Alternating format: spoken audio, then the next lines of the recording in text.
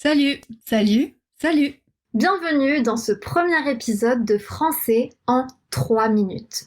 Ce nouveau format est un format que j'ai créé spécialement pour les débutants, mais qui peut aussi être très utile pour les élèves plus intermédiaires ou avancés. Dans chaque vidéo de Français en 3 minutes, on verra une nouvelle expression qui vous aidera à améliorer votre conversation en français.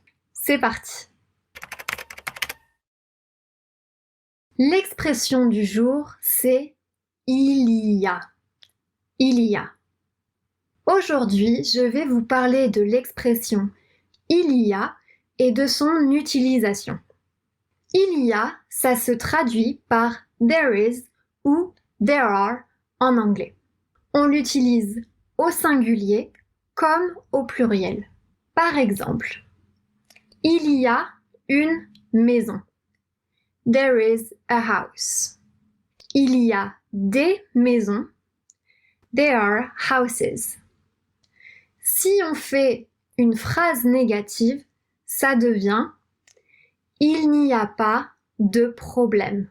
There is no problem. Vous remarquerez qu'ici, après pas, on utilise toujours la préposition de. On dira pas d'argent, pas de musique, pas d'enfant, etc., etc. On utilisera toujours pas de. Pas de bras, pas de chocolat. On peut aussi utiliser il y a à d'autres temps de conjugaison. Au passé composé, on dira hier, il y a eu une tempête. Yesterday, there was a storm. Si on fait une phrase négative, il n'y a pas eu de conséquences. There were no consequences.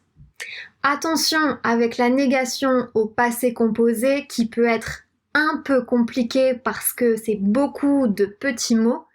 Retenez bien l'ordre. Il n'y a pas eu. Il n'y a pas eu. Au futur, on dira il y aura une enquête.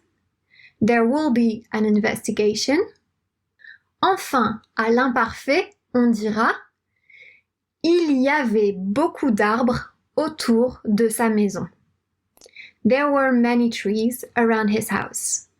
Merci à tous d'avoir regardé cette vidéo. Si vous avez trouvé ça utile, n'hésitez pas à vous abonner à la chaîne de French Mornings et écrivez-moi dans les commentaires une phrase avec il y a ou il y aura ou il n'y aura pas, etc., etc. et je les corrigerai. À bientôt dans une autre vidéo de French Mornings.